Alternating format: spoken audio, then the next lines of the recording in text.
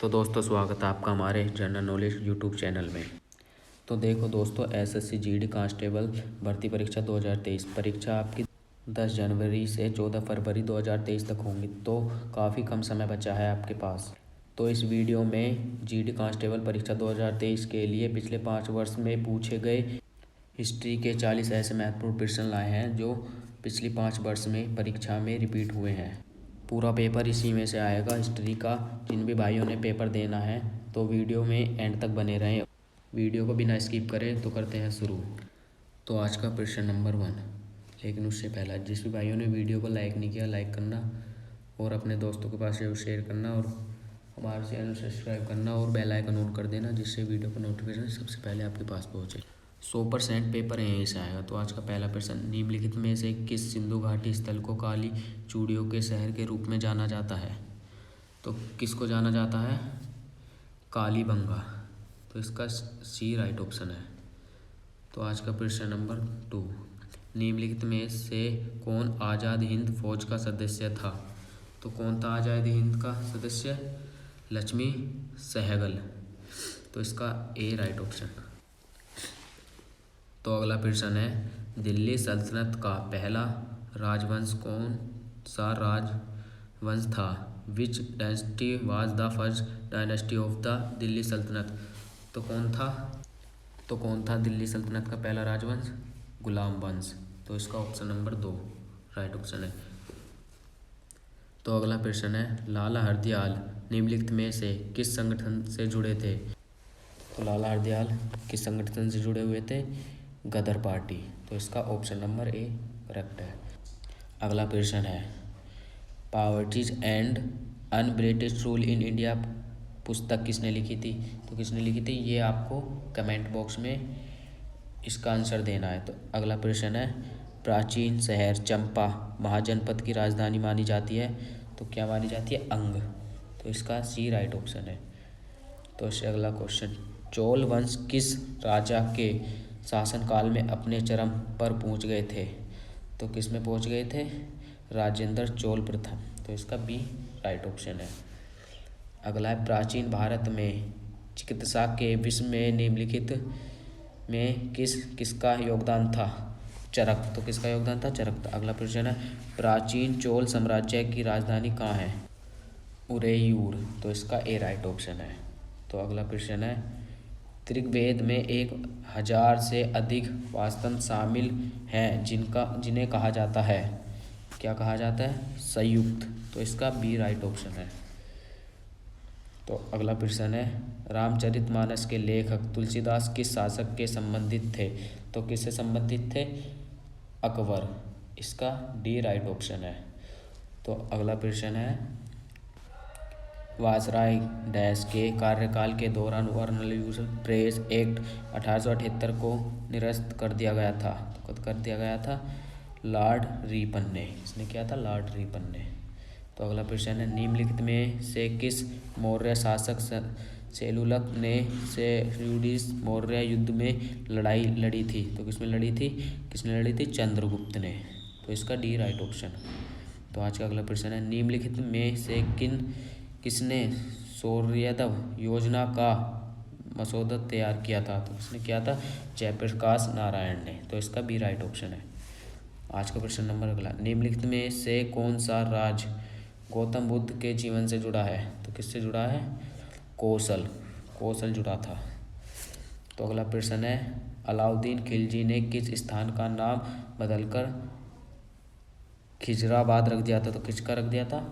चित्तौड़ का। इसका ए right option. तो अगला प्रश्न है, किस मुगल सम्राट ने अवध को मुगल साम्राज्य का हिस्सा बनाया? तो किसने बनाया था? हुमायूं। इसका बी राइट ऑप्शन। तो अगला प्रश्न है, भारत में ब्रिटिश शासक का अंत किस वर्ष हुआ? तो किस वर्ष हुआ था? 1947। इसका बी राइट ऑप्शन है। तो अगला प्रश्न है, निम्नलिखित में से कौन त्रिपक्षी संघर्ष का हिस्सा नहीं था? कौन नहीं था? चोल। तो इसका राइट ऑप्शन डी है। प्रहती पाल और राष्ट्रकूट ये हिस्से नहीं थे त्रिपक्षी संघर्ष का। तो अगला प्रश्न है, ब्राह्म समाज की स्थापना किसने की थी? तो किसने की थी? राजा राममोहन राय। तो इसका राइट ऑप्शन ए है।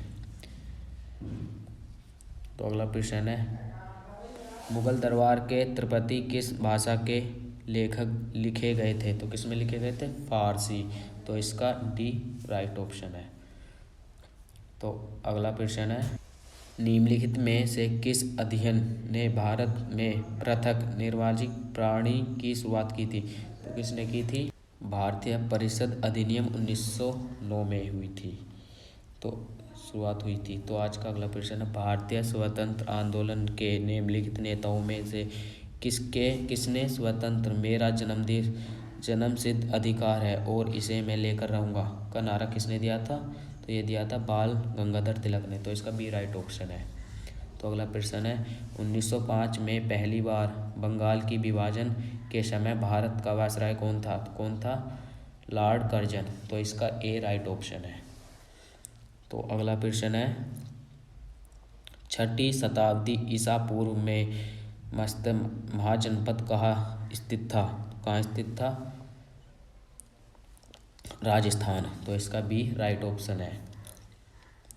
अगला प्रश्न है, निम्नलिखित मुगल शासकों में से किसने संगीत और नृत्य पर प्रतिबंध लगाया था? तो किसने लगाया था? औरंगजेब। तो इसका बी राइट ऑप्शन, इसका राइट ऑप्शन सी है, सॉरी। तो अगला प्रश्न है, अजातशत्रु ने विजयों पर आक्रमण की सलाह लेने के लिए निम्नलिखित में किस मंत्री को बुद्ध पास भेजा? तो किसके पास भेजा था? भास्कर। तो इसका ऑप्शन सी राइट ऑप्शन है। तो अगला प्रश्न है, निम्नलिखित में से कौन सा जानवर मगध साम्राज्य के दौरान पहली बार युद्ध में इस्तेमाल किया गया था? तो कौन किया गया था? इसका ऑप्शन सी राइट ऑप्शन है, हाथी। हाथी को इस्तेमाल किया गया था। तो अगला प्रश्न है, अकबर के शासनकाल के दौरान दुकान में भू राजस्व लगाने की निम्नलिखित में से कौन सी प्रणाली परिचित थी? तो कौन सी थी? बी हल्की संख्या। तो इसका ऑप्शन नंबर बी राइट है। तो आज का प्रश्न नंबर अगला, संत कबीर का जन्म कहाँ हुआ था? तो कहाँ हुआ था? वाराणसी में। तो इसका बी राइट ऑप्शन है। तो अगला प्रश्न है, अंतिम लोधी शासक इब्राहिम लोधी को द्वारा पराजित किया गया था? तो किसके द्वारा पराजित किया गया था? बाबर। तो इसका बी राइट ऑप्शन है। तो अगला प्रश्न है, अंतिम मुगल शासक कौन था? तो कौन था? बहादुर शाह। मुगल का अंतिम शासक बहादुर शाह था। तो इसका डी राइट ऑप्शन है। तो अगला प्रश्न है, 1890 के दशक में भारतीय हितों को रखने के लिए हाउस ऑफ कॉमन्स के लिए किसे चुना गया था? तो किसे चुना गया था? दादा भाई नेहरू जी। तो इसका ए राइट ऑप्शन है। तो अगला प्रश्न है, निम्नलिखित में से किसमें लॉर्ड कर्जन का योगदान नहीं था? तो किसमें नहीं था? सती उन्मूलन। तो किसमें नहीं था? सती उन्मूलन। इसका डी राइट ऑप्शन है। और पुलिस सुधार, बंगाल विभाजन, सोना और न्यायिक सुधार में था। तो अगला प्रश्न, भारत में चित्सी संप्रदाय की स्थापना किसने की? तो किसने की थी? मोइनुद्दीन चित्सी ने। इसका option number A right option है। तो अगला प्रश्न है, पूर्वी मालवा से डैश के 3 शिलालेख प्राप्त हुए थे जिससे शक पर विजय की जानकारी प्राप्त होती है? तो किससे होती है? चंद्रगुप्त तृतीय। इसका ए राइट ऑप्शन है। तो अगला प्रश्न है, श्रृंगलापट्टनम की संधि पर हस्ताक्षर के साथ किस एंग्लो मसूर युद्ध का अंत हुआ था? तो किसका हुआ था? तीसरे। तो इसका राइट ऑप्शन सी है। तो अगला प्रश्न है, निम्नलिखित में से कौन सी पुस्तक जवाहरलाल नेहरू ने दोबारा लिखी गई थी? तो कौन सी लिखी गई थी? Bunch of old letter. इसका ऑप्शन नंबर बी राइट है। तो अगला प्रश्न है, निम्नलिखित में से किसने भारत कांग्रेस के पहले सत्र में प्रस्ताव पास किया? तो किसने किया था? जी सुमन अय्यर। अगर वीडियो अच्छी लगी हो तो लाइक करना और शेयर जरूर।